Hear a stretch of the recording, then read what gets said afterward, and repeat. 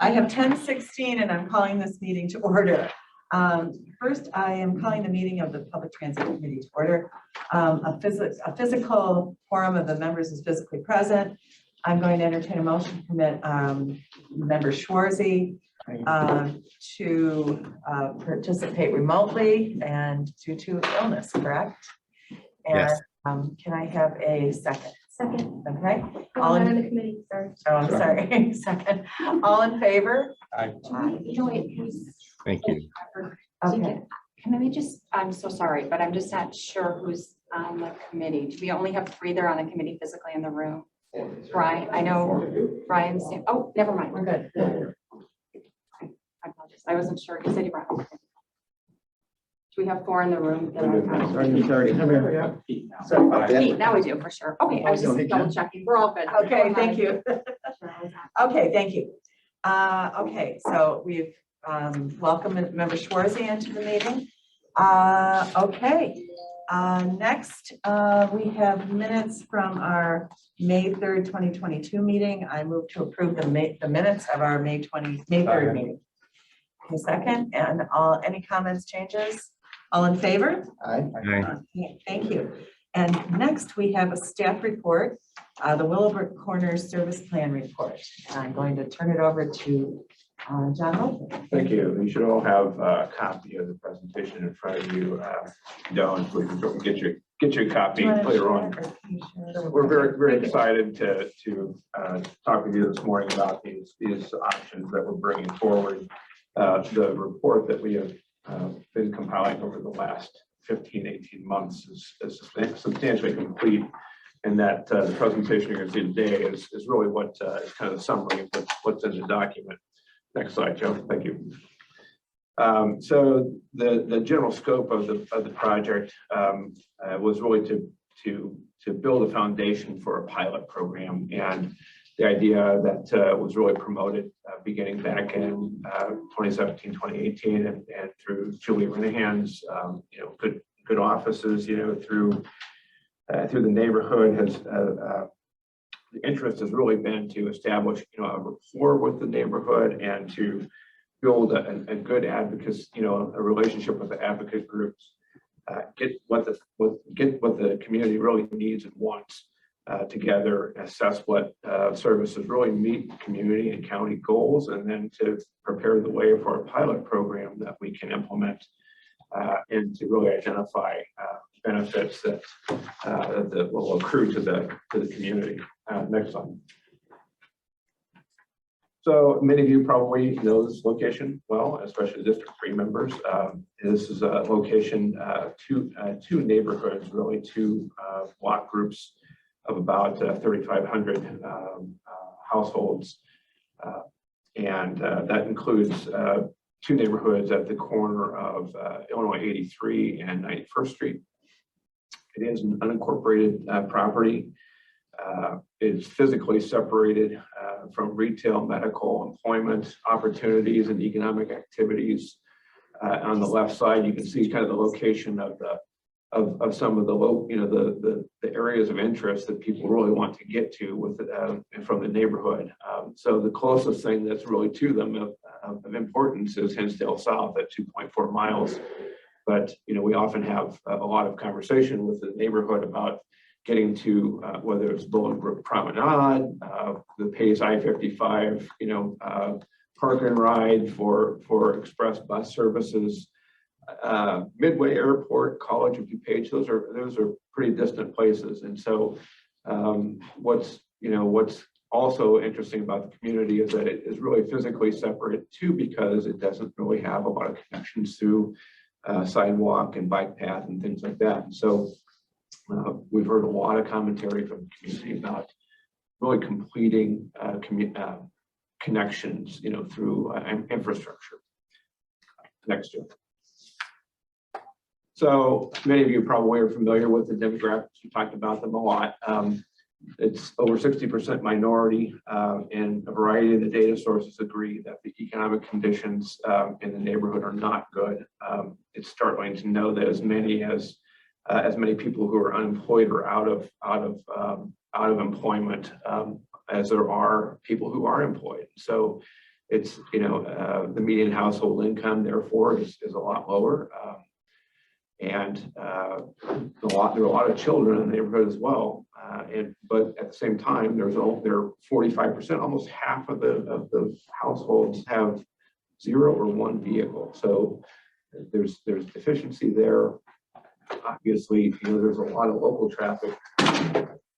Originally it was served by a PACE commuter service to the Clarendon Hills Metro Station. That service no longer exists. It's been suspended, and we're looking to really supplement, their mobility in that neighborhood. Next, Joe.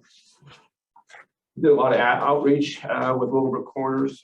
We established an advisory group and really had a lot of input from some really solid individuals and organizations like Community House, YWCA, working at DuPage, very helpful, really talking with us. We also had representatives from NAACP on the committee, really good input from them. We also had Avanath, the property management company, involved in this to really understand what it is we're trying to accomplish on behalf of the residents. So we had a lot of events that we scheduled, and we're embedded with the community quite a bit during the last year. Even had a Easter egg hunt and kind of a community show and tell. And we got a lot of feedback from the community, which was very positive. So next, Joe. Some of the outreach results that we wanted to point out, really, it was all about affordability and flexibility. We need in the community some ability for people to get around to local economic activities, whether it's shopping, local jobs, whether it's the Super Target or it's the Pete's, Fresh Market, shopping, also getting to up and down 75th Street, for example. That's really what we were hearing. We also heard a lot about student and after-school transport to activities and jobs. While we can't satisfy everything that's out there, we can certainly begin to help, through some of the things that we're going to propose. At the same time, we also heard about kind of a complementary need for commuter services to more distant trips, and we're going to talk about those shortly. Next, Joe. So we did a lot of screening of various options. We had probably 2 or 3 dozen various options that we took a look at over the course of the last 15 months. Really interviewed a lot of vendors, people who are into mobility services, and really trying to determine the fit, the cost, the administrative level of effort, how the community benefits, what it is, if this is something that really meets the ADA and accessibility requirements, rider eligibility requirements, things of that nature. We reviewed car share, microtransit, micromobility, and programmatic types of services like guaranteed ride home services. And we also approached the township about expanding services, with their dial ride service. We also looked at some interesting things that are going on the East and West Coast for mobility, such as bus shelters, lighting, and then food and consumer item delivery programs. And delivery lockers. So those are infrastructure things that are potential helps to the community where they don't happen to have a lot of mobility. So those things were all kind of screened and evaluated ultimately for the affordability and flexibility components that we talked about earlier. Next, Joe. So we came up with 2 recommended options. Right now, and these are just kind of samples of how we ran through those options. We'll talk about them in more detail in a minute. We look at two options that are kind of complementary and they don't kind of step on each other. Community van program, which is kind of a local circulator program, and then also a van pool program, which is mostly for employees and would be taking advantage of the PACE van pool programs that currently exist in the area. So next slide, Jim. We went through costing exercises with our consultants and our transit service operators to estimate the costs under various schedules and operating characteristics for these two options. The community van sample costs that we have up here are hypothetical and based on one daily vehicle and assumptions about labor costs, hours of operations, gas prices, and costs of insurance. Under this program, we would basically rent a vehicle from Pace. They happen to have accessible vehicles from Pace at a rental cost of about $100 per month. On our responsibility, next slide, Joe. Our responsibility under a pilot program would be to pay for fuel, labor, insurance costs, and administrative costs, if at all, reporting and cleaning. So there's a variety of things that the agency who takes on this operational responsibility has to do. Pace covers the maintenance costs and the driver training, and so this is a really nice option that offers a lot of flexibility. We're proposing like a 4-day service that includes 3 weekdays and 1 weekend day. It's defined as a fixed route service, so it must be an ADA or an accessible vehicle, which many of the contract agent organizations don't necessarily offer, but Pace's vehicle is such. We're going to limit we propose to limit the pilot to a 5-mile radius within the distance of the neighborhood. Just doing some run-throughs on my own, it takes about an hour to get kind of in that 5-mile perimeter with like 5-minute drop-offs and pickups. This service would really cover the neighborhood only. We would not be picking up additional passengers or other passengers along the way and transporting them. So there would have to be a registration process and basically an ID card that would be set up for this particular service. It is not a call and ride, and it's not a dial ride. So the administrative costs would be relatively low on that end, in the sense that we wouldn't be doing dispatch services. That's kind of the summary of that particular option. Next slide, Joe. The second recommendation is for community van. I'm sorry, it's not community van, it's the Pace van pool.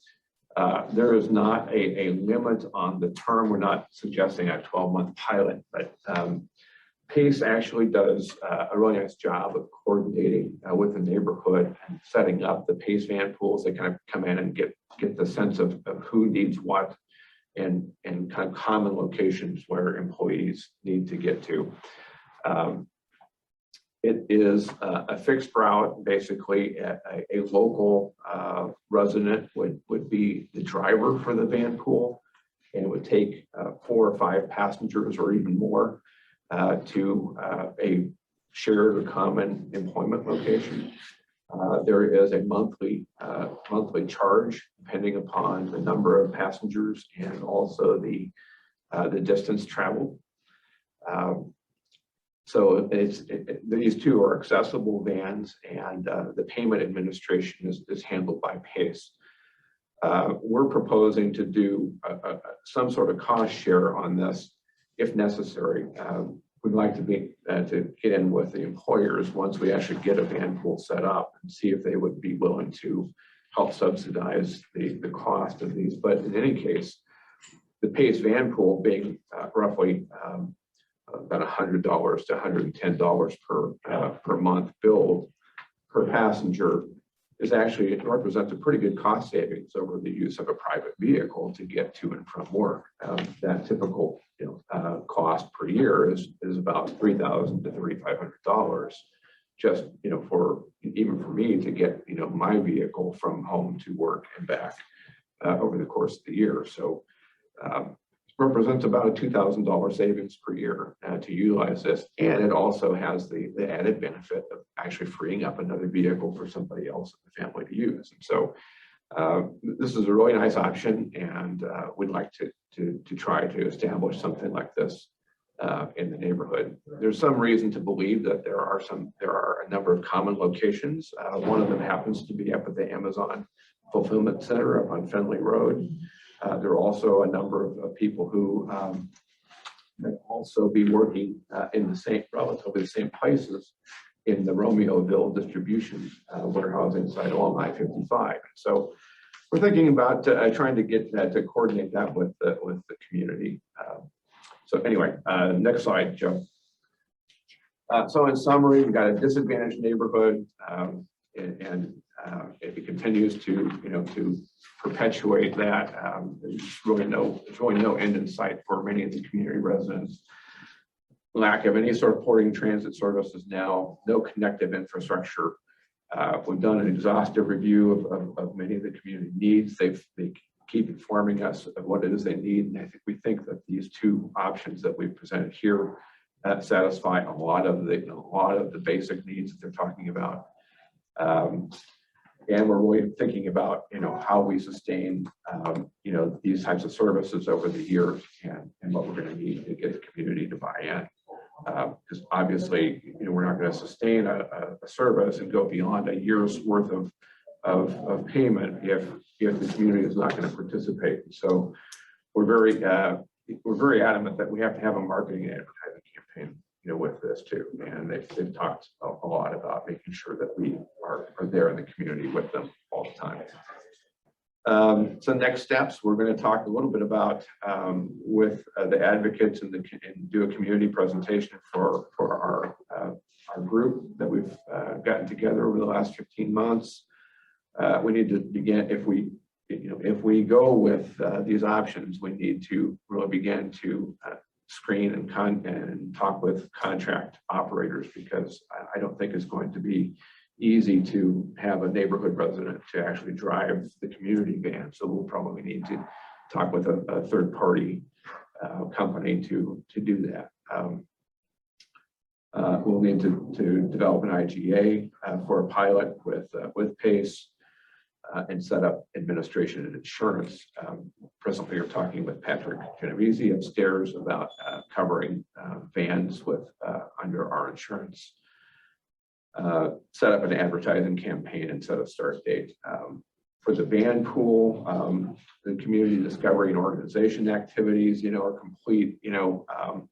completely handled by PACE, but we'd like to be there with them to really understand what is going to come about. Organize a pilot van pool, and then ultimately communicate with employers to really get them invested in helping the community as well. So that's kind of where we are presently. I'm happy to take any questions that you have. John, with the new Pace/Uber program that they're piloting right now, yeah, with this program might not be more helpful to these folks than what we're trying to set up. It's just trying to think outside the box a little bit. Yeah, so if we're duplicating our efforts here. In the PACE Uber, and there's certainly an element that would be helpful, but the PACE Uber has basically been for seniors and mobility disadvantaged people, and that's the DuPage access program that you're talking about. Mm-hmm. I'm not sure that we're going to have a lot of disabled individuals or seniors in this, and the township services also satisfy those needs as well. That we're talking about people who really need to get around on a daily basis or weekly basis to get to shopping trips or medical trips. Yeah, but local work for sure. I'm just trying to think if we should do another pilot with the Uber to give these less fortunate folks, maybe put an income restriction on it or something that would make them qualify. One of the things we did talk about was a guaranteed ride home program, Right. and that a number of other communities have done those in the past. They've focused on metro station ride homes after in later night. Sure. But as you probably know, the Uber trips are pretty expensive. And so they can range between $40 and $50 if you're coming from a metro station later at night or some other location outside of the county. That can get pretty expensive for people. And so we're not quite sure exactly how that would work out in terms of county subsidy for those.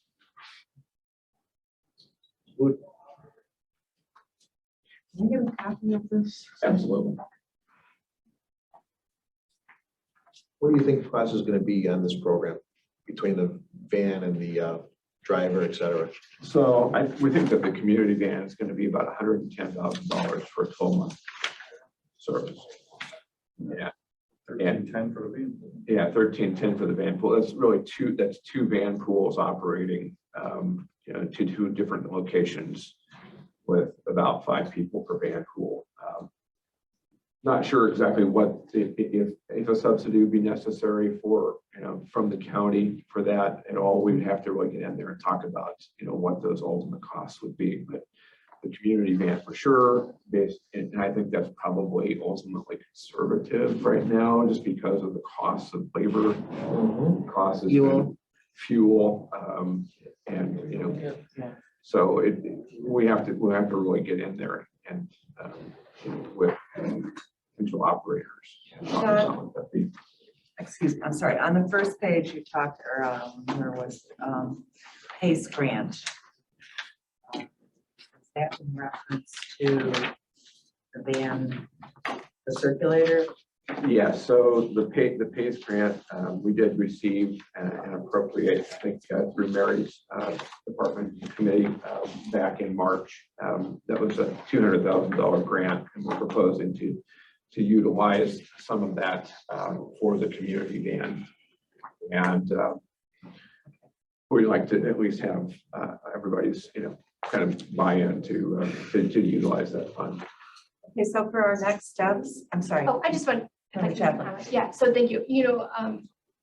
Thank you, Member Renahan, for doing your work on this. This is really a great program. And, my thought is kind of, if we're not providing, we've done really great job of providing shelter, like the homeless shelter and food assistance and rental assistance. And, if we're not helping people get to their jobs or their schools or their, this is exactly what county should be doing. And this is an unincorporated area as well. Right. So we are their representatives. They don't have a municipal representative. So I think it's a really great program.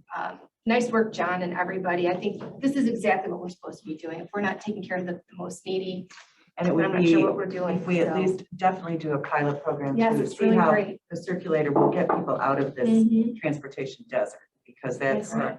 we've got infrastructure issues, et cetera. But I'd like to bring this forward to our, I'm sorry, Member, could you say? Oh, I have a question, but. Okay, I'd like to bring this back and move it forward in our next meeting and look for the committee's approval to use the grant money and do a project, a pilot of $110,000 and get moving on it. But I think we should meet with the community as well and look at those, doing those items in the next month to 6 weeks. Member Kajewski. You made one comment about, the van pools back here about checking IDs. Yeah. There's a little transient area back there. What, if they don't have something that shows their address back there, then they're out of luck. No, that's. And then the other issue is, what if they're taking like their kid, I assume, to like the grocery store down at Pete's Market? Yeah. I mean. Yeah, I mean, everybody would be eligible under the program. But I think, in getting, making sure that we're not picking up, other people from other neighborhoods, trying to get, to various locations. I think it's a little dicey, but Yeah, well, I have to be. So if you're gonna say no, you can't, but I mean. We're gonna have to talk about that, but my Maybe. guess is that the likelihood of you going into Willowbrook Corners to get a ride out of Willowbrook Corners. Well, sure, no, I think Yeah, they're all but- from there. That's why but, they're asking for, if they You know, don't maybe a have. They laminated don't have card something that says they're, Yeah. or maybe we do some kind of verification ourselves. or a laminated card that would be hard to A lot of people, they reproduce. ain't take the time to go get a new license or anything. They're just. No, maybe just a laminated card that I don't shows get you it the wrong. ride. I just don't want them to say no when they live back there and then they're Right. bringing their kids. They're gonna have to Yeah. I don't want to put something in place to stop the 2% that sneak in at the expense of the 90%. Right. that So need to use it. those are definitely operational issues, but I think I'd like to move forward at our Oh, no, I next think it's meeting great. and go ahead and talk to community development and look for funding and do this pilot. We look for money, we have plenty of fun. Yeah.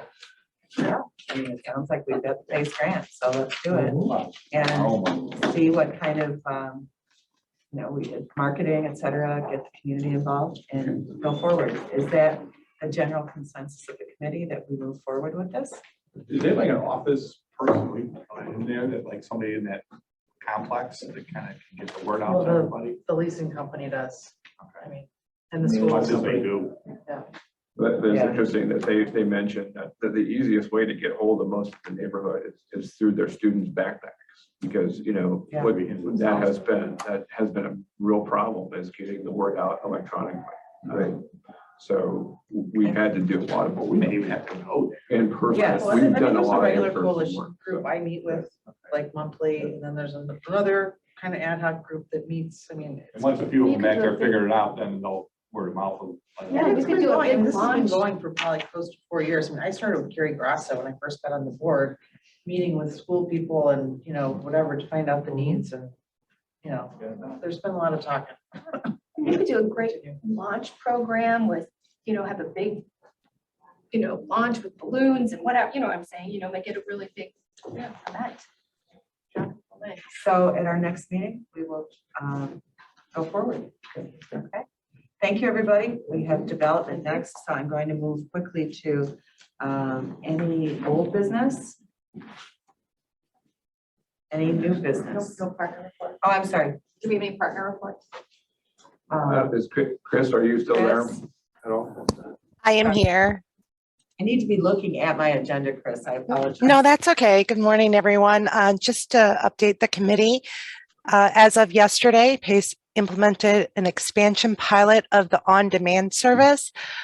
Just to familiarize yourself with what our on-demand does. It's essentially very similar to the fixed route service, except for it stays in a boundaried area and you call the vehicle up to an hour in advance, and it'll take you anywhere within that boundaried area. So we do have a on-demand service in the Naperville, Aurora area. It's about 9 square miles around Route 59. However, starting yesterday, we have expanded it. We essentially doubled the size. So now it includes downtown Naperville. And it is a pilot, but we feel that there's going to be a lot of interest. We've been out in the community dropping off the flyers, explaining what on-demand service is, and there's been quite a bit of interest. John mentioned the commuter feeder service in the Clarendon Hills area. Naperville had roughly 18 bus routes that were suspended that were all commuter feeders. This on-demand service will provide an all-day service to individuals within the Naperville, Aurora area. Another thing that I think the committee is aware of that we participate in Naperville Township participates in the Ride DuPage program. And there's been, due to the driver shortage, there's been some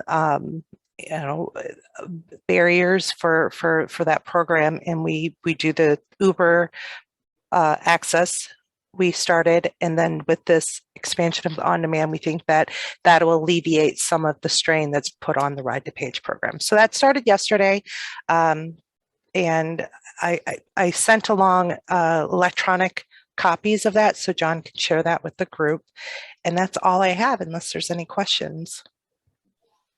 I'll send that out, Chris. Thank you. Thank you so much, Chris. Appreciate it. Thank you. Do we have any other part? Oh, we have. Metra is not present, but they wanted me to send out kind of their update and on their fare program. So they have a new fare program that is a reduced fare program. So I'll send that out to the committee as well. And is that $100 a month It is. across the board? Yeah. Okay. Thank you. If you'd send that out to us, that'd be great. Is Crystal on or is she off now? I just had a question. I'm sorry. I'm here. Hey, Chris. Yes. On the Uber pilots, what's the process? I was out in Woodridge last week as this senior group, and they're covered by their township, by Lyle Township, who participates in the DuPage program. What's the process to register for this for a senior? Sure. So if they're a DuPage County resident and they are already registered with the ADA paratransit service, they can do the Uber access using the ADA paratransit portion. So how that works is anywhere within 3/4 of a mile of a fixed route, instead of calling Pace to provide that trip for them, that ADA paratransit trip, they can book it through Uber. There's also a component with the Uber access program for the Ride DuPage folks. And how that works is, for example, Lisle Township, you mentioned Lisle Township as the sponsor. They would tell us which of their riders they want to participate in the Uber access program via Ride DuPage. However, if they're an ADA paratransit rider and where they're going, where they're being picked up and where they're going to is within the ADA paratransit area, they should have access to it. They automatically have access to it. Okay, okay. So especially if it's a younger person, like with a disability, then they would need the ADA. And what's the process of getting on that ADA program first? What if they're not already on that? What's that process? So that would be, they would have to fill out an application. There's a whole process through the RTA, and Sarah's here, so she could probably go into it a little more in depth. Okay. But there's an application that they have to fill out and an evaluation that they have to go through to get certified by the RTA in order to use the ADA paratransit service. Okay. Can that be done online, or is that all done on paper, or what's the process? I can jump in and talk about it. So for ADA Thank you, paratransit, Chris. the RTA is responsible for the certification process. So each customer has to actually call, do a pre-screening over the phone, and then an application is mailed out to them. Once they receive their application, they'll complete it, call back to schedule an in-person assessment. The in-person assessment is going to be based off of the person's functionability to be determined eligible. So they want to see if that person can use fixed route services. The pilot, there's actually a new pilot for ADA paratransit. So if somebody has been certified in the past, has gone in for an in-person assessment before, and there's no changes in their medical condition or disability, they can actually just do a mail-in process, so they don't have to go in person anymore. So, but the number to call is 312-663-4357, and I can send that information over to John afterwards as well, so you have that. If you can email that to the committee, that'd be great. Yeah, absolutely. And just a heads up on EDA paratransit, the turnaround time, each person goes in for that assessment. The assessor has 21 days to determine eligibility. So it's not a super quick process, but I would say probably within 6 to 8 weeks, that person would be determined eligible, either some, all, or none of the trips. Thank you, Sarah. You're welcome. Did you have any other, I'm sorry, Chris, anything else for us from Pace? Nope, that's it. Thank you. Okay, thank you. Sarah, an update from RTA. You know, just real quick, I just wanted to mention that the RTA, they started their Transit Tuesdays this month. The first webinar for the RTA's Transit Tuesdays are starting today at 1 p.m. If you're interested in signing up for the webinar, it is online, it's virtual. RTA staff will be there and other people throughout the community talking about different topics. But the first one is today at 1 p.m. It's free. You just have to register, and you can register by going to our website at rtachicago.org. Okay, thank you, Sarah. Appreciate it. Anything else? Okay, thank you. Thank you to our partners. Going back to my, okay. Do we have any old business? Any new business? Okay, hearing none, I move to adjourn. Okay, and John.